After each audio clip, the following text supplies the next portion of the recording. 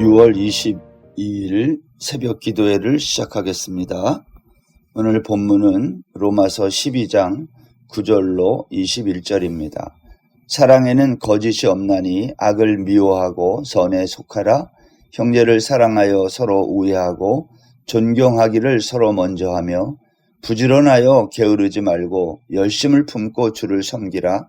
소망 중에 즐거워하며 환난 중에 참으며 기도에 항상 힘쓰며 성도들의 쓸 것을 공급하며 손 대접하기를 힘쓰라. 너희를 박해하는 자를 축복하라. 축복하고 저주하지 말라. 즐거워하는 자들과 함께 즐거워하고 우는 자들과 함께 울라. 서로 마음을 같이하며 높은 데 마음을 두지 말고 도리어 낮은 데 처하며 스스로 지혜 있는 체 하지 말라. 아무에게도 악을 악으로 갚지 말고 모든 사람 앞에서 선한 일을 도모하라. 할 수 있거든 너희로서는 모든 사람과 더불어 화목하라. 내 사랑하는 자들아, 너희가 친히 원수를 갚지 말고 하나님의 진노하심에 맡기라. 기록되었으되 원수 갚는 것이 내게 있으니 내가 갚으리라고 주께서 말씀하시니라. 내 원수가 줄이거든 먹이고 목마르거든 마시게 하라. 그리함으로 내가 숯불을 그 머리에 쌓아 놓으리라. 악에게 지지 말고 선으로 악을 이기라. 아멘. 로마서 12장 말씀은 영적 예배를 통해서 변화받은 사람은 어떻게 사는 사람인가에 대한 이야기죠. 영적 예배를 통해서 변화받은 사람은 어떻게 사는 사람인가? 그것은 믿음으로 사는 사람이다. 그렇게 말했어요. 여러분, 믿음으로 사는 이 사람은 어떤 사람입니까? 이 사람은 자기를 생각할 때 믿음의 분량만큼만 생각하는 사람이다. 그랬어요. 그 이상을 생각하지 않는 거죠. 또한 이웃을 생각할 때는 이웃을 섬기는 사람이다. 그랬어요. 그래서 이웃을 섬기는 구체적인 방법이 뭐냐? 그것을 은사라고 말을 했습니다. 그래서 어제 본문 마지막 로마서 12장 7절부터 6절부터 그 이하에 보면 7가지 은사에 대해서 바울이 말합니다. 이 은사를 주신 이유는 이웃을 섬기는 구체적인 방법으로 은사는 자랑하라고 준 것이 아니라 공동체를 섬기라고 주신 것이다. 이게 이제 어제까지의 말씀입니다. 오늘 로마서 12장 오늘 본문 9절부터의 말씀입니다. 여러분 9절에 보면 사랑에는 거짓이 없나니 악을 미워하고 선에 속하라. 형제를 사랑하여 서로 우애하고 존경하기를 서로 먼저 하며 이렇게 시작하고 있습니다. 여기에 보면 사랑이라고 하는 은사에 대해서 말을 합니다. 여러분 하나님께서 각 사람에게 필요한 은사를 주시고 그것을 자랑하지 말고 공동체를 섬기라고 주셨는데 특별히 사랑이라고 하는 은사가 뭘까 하는 겁니다. 여러분 은사라고 하는 것은 결국 누군가에게 영향을 주고 누군가를 다스리는 거예요. 그러니까 다스린다는 말은요, 이 오합지졸과 같은 사람들을 모아서 강한 공동체로 만드는 그러한 역할을 하는 겁니다. 여러분 세상에는 세 종류의 지도자가 있을 수 있습니다. 첫 번째는 형편없고 지도자 같지 않은 리더, 이런 사람이 있고요. 둘째는 모든 사람으로부터 지지를 받지 못하는 경멸받는 그러한 리더도 있어요. 또 우리가 그러한 사람을 생각해 보면 독재자 같은 사람들 있고요. 모든 사람들로부터 멸시받는 그러한 사람, 역사에 있어서는 안 되는 그런 사람도 있어요. 그러나 지도자 가운데 존경받는 지도자도 있습니다. 그 사람을 생각할 때 늘 마음이 따뜻해지는 그러한 지도자를 말하는 거죠. 항공모함의 활주로는요, 보통 일반적인 활주로보다 훨씬 짧습니다. 그렇지만 전투기들이 이착륙하는데 문제가 없어요. 이유가 뭘까요? 비행기가 이륙하는 방향으로 항공모함이 전 속력으로 같이 움직여주기 때문입니다. 그러니까 항공모함이 전속력으로 움직이는 그 속도와 비행기가 이륙하는 그 방향이 같기 때문에 그것이 비행기가 이륙하는데 문제가 없는 거죠. 여러분, 다스리는 은사, 우리가 보통 이것을 우리가 리더십이라고 말하는데, 다스리는 은사가 뭐냐? 바로 이런 거죠. 각 공동체의 구성원들이 가지고 있는 은사를 100% 발휘할 수 있도록 자리를 만들어주고 그것이 가능하도록 격려하는 사람, 그 사람을 리더라고 말하는 거죠. 근데 이 다스리는 그 사람에게 붙어 있는 수식어가 하나 있어요. 부지런함으로라는 수식어가 붙어 있습니다. 어제 본문 마지막 절 8절에 그랬죠. 다스리는 자는 부지런함으로 그랬어요. 여러분, 왜 다스리는 자는 부지런함으로 다스려야 될까요? 이 부지런하다는 말에 비슷한 말이 성실이고 반대말은 게으름이에요. 이 게으름에 대해서 잠언 기자가 이런 말을 했어요. 잠언 24장 30절에 가면 내가 게으른 자의 밭과 지혜 없는 자의 포도원을 지나며 본즉 가시덤불이 그 전부에 퍼졌으며 그 지면이 거친 풀로 덮였고 돌담이 무너져 있기로 내가 보고 생각이 깊었고 내가 보고 훈계를 받았노라. 여러분, 창세기 1장에서 하나님은 인간에게 모든 생물을 다스리라고 명령했습니다. 다스리려면 부지런해야 한다는 말, 이거 우리의 경험과 본성이 가르쳐줘요. 건강한 사람은 뭔가 움직이도록 되어 있어요. 움직이지 않으면 문제가 있는 거죠. 유교가 우리나라에 이제 이조시대 때 이제 들어와서 사람들에게 어떤 영향을 줬냐면 유교는 정적인 것을 숭상하게 만들었어요. 여러분, 정적인 게 필요하긴 해요. 그러나 동적인 것을 경시하는 문화는 발전할 수가 없습니다. 다음과 같은 재미난 이야기가 있는데요. 전국 각지에서 유명한 김밥들이 모여서 100m 달리기 시합을 했다고 그래요. 출발 신호가 울리고 각 김밥들이 가문의 영광을 위해 이제 혼신의 힘을 다해서 달리는 거죠. 그런데 어떤 김밥이 달리다가 옆구리가 터져버리고 만 거예요. 그렇지만 터져 나온 밥, 단무지, 시금치, 계란, 맛살, 햄, 참깨, 얘네들이 시합을 포지 않고 달린 거예요. 한참을 달리다가 단무지가 뒤돌아보니까 김이 달리지 않고 천천히 걸어오는 거예요. 이제 김만 뛰면 우승이 확정인데 김이 뛰지를 않는 거예요. 그래서 단무지가 다급한 소리로 이렇게 외쳤다고 그래요. 김아, 김아, 빨리 뛰어. 네가 뛰면 우리 모두가 우승이야. 왜 안 뛰니? 그러자 김이 이렇게 말했대요. 나는 동원 양반 김이야. 물론 이거 옛날에 나온 조크거든요. 여러분, 악마들이 모여서 어떻게 하면 기독교인들을 넘어뜨릴까라는 주제로 회의를 했다 그래요. 한 젊은 악마가 말하기를 간단하다는 거예요. 그들을 전부 죽이자는 거예요. 그때 노숙한 경험 많은 악마가 이렇게 말했어요. 옛날에 기독교인들을 우리가 많이 죽였지만 한 사람을 죽이면 순교의 피가 씨가 되어서 기독교인들은 수천 수만으로 늘어났다는 거예요. 그때 다른 젊은 악마가 그럼 죽이지 말고 감옥에 가두고 전도하지 못하게 하면 될 거 아니냐라고 말했습니다. 늙은 악마가 이렇게 또 말했어요. 감옥에서 모두 기도하기 때문에 그거 역시 쓸모없는 방법이라는 거예요. 그때 한 늙은 악마가 꾀를 냈습니다. 그것은 예수를 잘 믿게 하고 기도를 하게 하고 성경도 읽게 하고 전도를 하게 하는 등 그들에게 자유를 주자는 거예요. 다만 단서를 하나 붙이는데 오늘은 불편하니까 내일부터 하도록 하자. 이러한 게으른 마음을 심어주자는 거예요. 결국 그 안건이 채택이 되어서 지금까지 이 게으름이라는 방법이 우리 기독교인들에게 시행되고 있다는 이야기입니다. 여러분, 게으른 사람은 잠언 기자는 그렇게 말했어요. 게으른 사람은 문짝이 돌저기를 따라서 도는 것 같이 게으른 자는 침상에서 돈다는 거예요.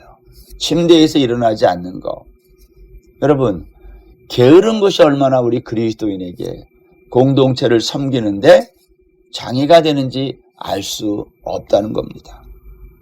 다스리는 사람은요, 부지런해야 되는데 이 부지런한 삶을 위해서는 게으름이 장애가 된다는 것을 꼭 기억하시기를 바랍니다. 이게 또 하나의 은사가 있는데 긍휼의 은사예요. 이 긍휼은 다른 사람의 아픔을 나의 아픔으로 여기는 거죠. 오늘 본문 10절에 가면 존경하기를 서로 먼저 하며 이런 말씀이 있습니다. 여러분, 존경이라는 말은 상대방을 있는 그대로 인정하는 것을 존경이라 그래요. 동물원에 가서 원숭이 같은 동물에게 먹잇감을 여러분 줘본 경험이 있습니까? 바나나 한 개를 예를 들어 준다고 할 때에 원숭이가 어떻게 받나요? 두 손으로 공손히 머리 숙이면서 감사합니다 하고 받습니까? 아닙니다. 한쪽으로 탁 낚아채 갑니다. 이게 동물이에요. 사람과 동물이 다른 점이 바로 존경이 있느냐 없느냐는 겁니다. 여러분, 오늘날 우리 사회에 존경할 만한 스승이 없다는 말을 많이 들어요. 학교에서 들려오는 이야기예요. 스승과 제자 사이에 존경이 사라졌다면 그 교육은 이미 멈춘 거 아닙니까? 존경하지 않는데 무슨 교육이 있겠어요. 사람은 서로를 존경할 때 성숙하는 겁니다.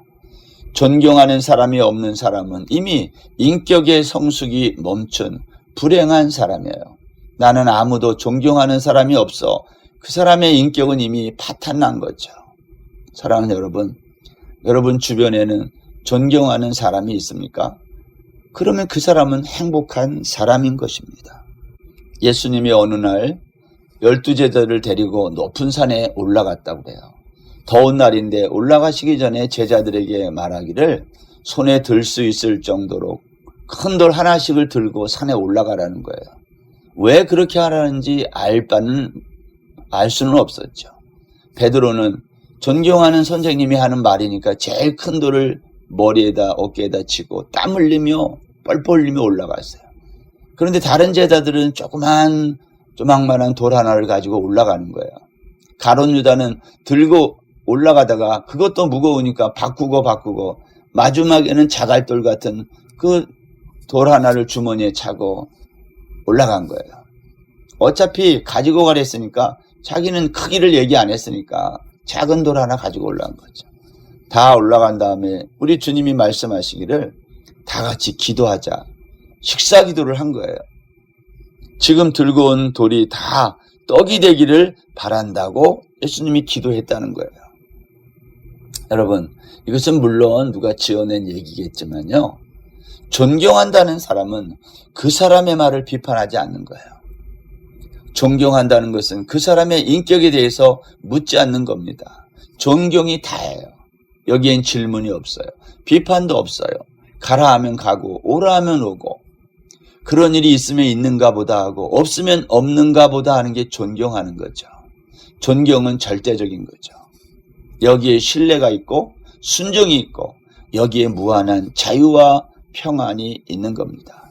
오늘 성경이 말합니다. 존경하기를 서로 먼저 하며 내가 먼저 존경하면 나도 존경을 받을 것이고요. 내가 상대를 비판하면 나도 비판을 받는다는 거예요. 사랑하는 여러분, 오늘 하루도 서로를 존경하는 그러한 우리 모든 성도님들 되시기를 바랍니다. 11절 말씀에 보면 열심을 품고 주를 섬기라 그랬어요. 우리가 주님을 섬김에 있어 열심을 품어야 하는 이유가 무엇일까요? 그것은 우리에게 주어진 기회가 무한하지 않기 때문입니다. 알프스 지방에 어리석은 새 한 마리가 살고 있었습니다. 그 새는 너무나 놀기를 좋아해서 따뜻한 햇볕이 비치는 낮 시간 내내 노래하며 노느라고 집 지을 생각을 안 했어요. 해가 넘어가고 알프스 산에 찬바람이 몰아칠 때 비로소 그 새는 땅이 꺼지도록 후회하는 노래를 슬프게 불렀어요. 밤이 깊어가고 견딜 수 없는 추위로 몸이 얼어붙을 지경이 되면 그 새는 굳은 결심을 한다고 합니다. 날 밝으면 내가 집 짓겠다. 그래서 그 새의 이름이 날 밝으면 집 지으리가 되었다는 거예요. 하지만 정작 날이 새고 따스한 햇살에 밤새 꽁꽁 얼었던 몸이 풀리기 시작하면 그 새는 지난밤의 후회와 결심을 다 잊어버리고 놀다가 결국 집 지을 기회를 놓치고 또다시 추운 밤을 맞는다는 이야기입니다. 우리가 열심을 품고 주를 섬길 수 있기를 바랍니다. 영적 예배를 통해 변화받은 성도는 사랑의 은사를 가지고 공동체를 섬긴다 그랬어요. 또 서로를 존경한다 그랬습니다. 또한 열심을 품고 게으르지 않고 주를 섬긴다 그랬어요. 오늘 여기 본문 12절에 보면 또 영적 예배를 통해 변화받은 성도는 어떻게 사는가? 소망 가운데 즐거워한다 그랬습니다. 여러분, 인생이 즐거워야, 삶이 신이 나야, 그래야 인생이 재밌는 거 아닙니까? 그런데 우리 인생이 무엇 때문에 그렇게 즐겁고 좋은 것일까요? 성경은 소망에 관한 말을 할 때 강조하는 게 하나 있습니다. 그것은 바로 구원에 관한 소망을 말할 때입니다. 베드로전서 3장 15절에 보면 너희 마음에 그리스도를 주로 삼아 거룩하게 하고 너희 속에 있는 소망에 관한 이유를 묻는 자들에게 대답할 것을 항상 준비하되 온유와 두려움으로 하라 그랬어요. 여기에 소망이란 구원의 소망을 말하는 겁니다. 주변 사람들이 우리에게 소망에 관한 이유를 묻는다는 거예요. 여러분 주변에 있는 사람들이 우리에게 너는 어떻게 이렇게 즐겁게 사냐 인생을? 그렇게 물어볼 때에 우리가 즐겁게 사는 이유, 우리의 소망을 말할 수 있어야 되겠다 하는 거예요. 그런데 우리가 정말 인생을 그렇게 즐겁게 구원의 소망을 가진 사람으로 살고 있느냐는 거예요. 주변 사람들이 우리에게 그런 걸 물어보냐는 겁니다. 우리가 그렇게 못 사니까 사람들이 우리에게 관심도 없고 흥미도 없는 거 아니겠습니까? 사람은요, 무엇을 바라보느냐가 중요해요. 베드로 사도는 환난 중에도 하나님을 바라보았던 사람이에요. 그래서 베드로가 이런 말을 했지요. 사랑하는 자들아, 너희를 연단하려고 오는 불시험을 이상한 일 당하는 것 같이 여기지 말고 오히려 너희가 그리스도의 고난에 참여하는 것으로 즐거워하라. 왜냐하면 그의 영광을 나타내실 때에 너희로 즐거워하고 기뻐하게 하려 함이라. 바라보는 것이 뭐냐는 거예요. 바라보는 것 때문에 우리의 삶이 즐겁다는 거죠. 우리가 바라보는 즐거움의 소망, 구원의 소망 때문에 우리가 환난 중에도 소망을 바라보고 기뻐할 수 있다는 겁니다. 오늘 12절 말씀에 보면 이어서 이렇게 얘기했어요. 기도에 항상 힘쓰며 그랬어요.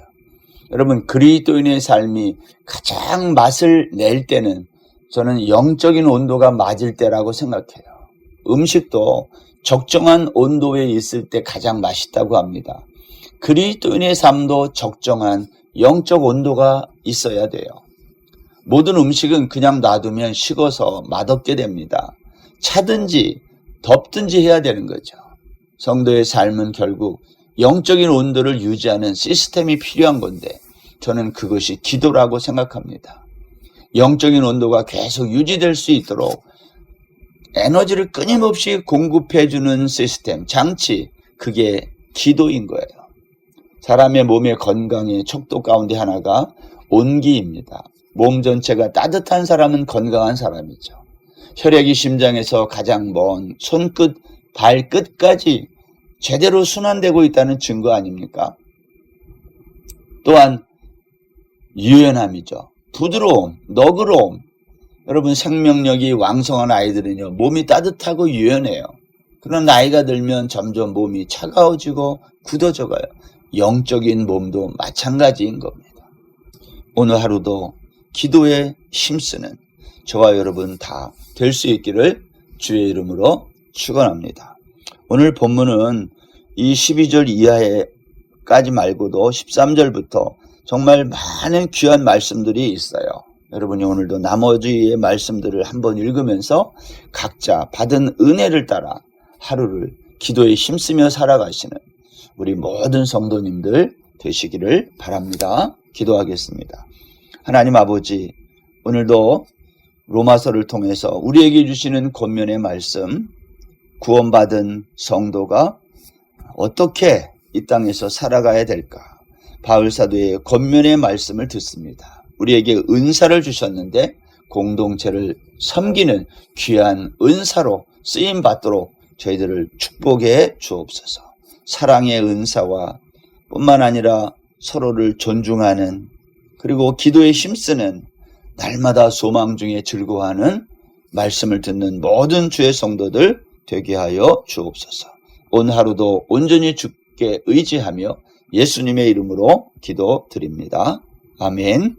오늘 하루도 평안한 날 되세요.